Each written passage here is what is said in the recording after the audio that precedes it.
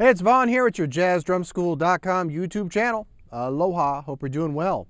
So in this video, I want to share with you my bass drum technique for playing fast samba.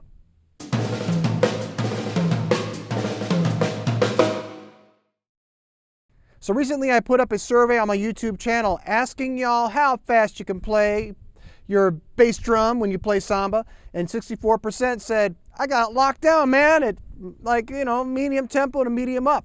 So to me, that's about 140 to about 240 BPM. You got about 22% said, hey, look, I can only do this slow bossa nova thing, man. And that's fine. That's at 90, 100, maybe 110 BPM max. And then you got these energetic drummers with bass drum feet of steel that are clocking in at, really super fast speeds. About 14% saying, hey, look, you know what, I can do it any tempo, anytime, as clean as possible, and that's cool. And I think that, for me, that tempo is about, we're talking about 300 BPM up and up, so anywhere from, about 250 up to over 300 BPM. So if you got those the feet of steel, then, kudos to you, more power to you, that's great. So recently I did a gig and I played with my trio. We did this super fast samba, this version of a song called Black Orpheus or Manhã de Carnaval by Luis Bonfa. And I put the video, you can go check out the video, kind of the longer version of it. But I want to share a little bit of that with you now, and I want you to see how fast I'm playing. And then I'm going to explain to you how I'm playing my bass drum foot.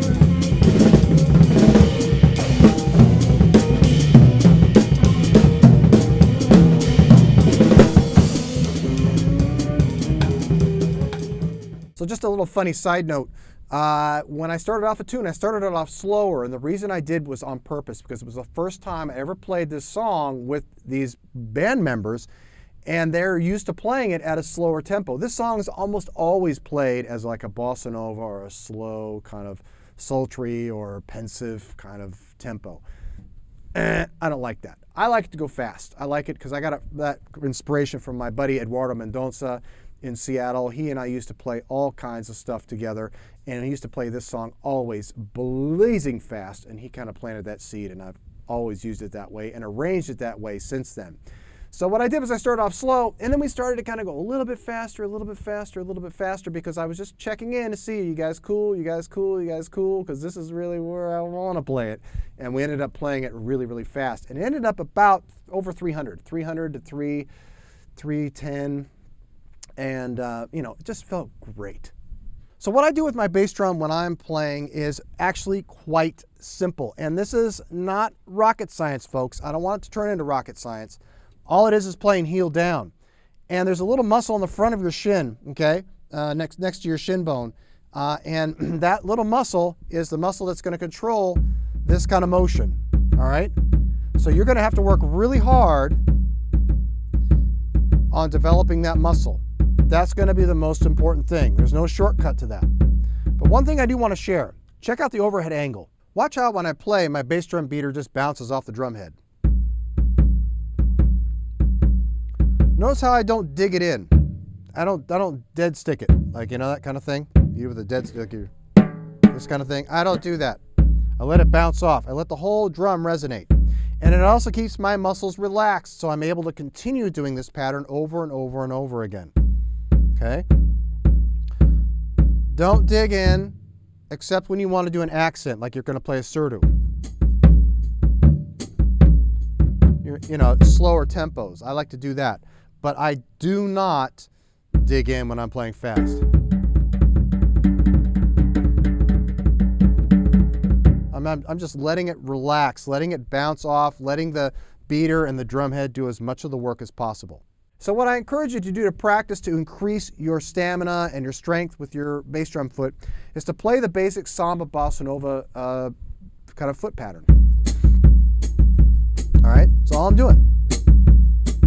And you're going to start at maybe 90 BPM and then work it up 10 BPM, another 10 BPM. When you get to a place where you're kind of maxed out and you can't go any faster, then you want to just kind of stop, take a little bit of a break, go back and then knock it down 10 BPM, start from there again, and then go back up again. And you're going to find you're going to start to break through these kind of BPM ceilings. You're going to get to this higher and faster tempos. So one of the other things I want to mention is that I want you to have balance in your sound. I hear a lot of kind of drummers learning how to play samba where it's very bottom heavy. Let me give you an example. 1, 2, 1, 2.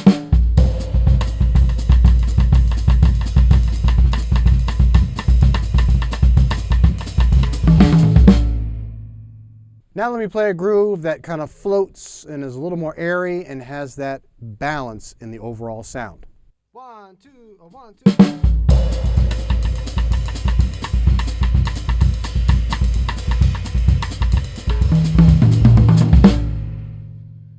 So I think you can hear the difference, yeah? The first one really kind of drives the groove into the ground. The second one kind of lets it float. So I encourage you to kind of experiment with your sound and really try to find balance between your limbs, especially between your bass drum and your hands. The one more thing I want to share is about time. And when we're playing, this is something I share a lot here at the channel and also at jazzdrumschool.com. When we're playing, we want to think of time in this way. Like, think of this stick as being like perfect metronomic time. Think of this as being a little on top of the beat or ahead of the time, a little bit kind of rushing, a little bit behind the beat, kind of dragging a little bit, okay? The best place for you to play samba is right here, a little bit behind the beat.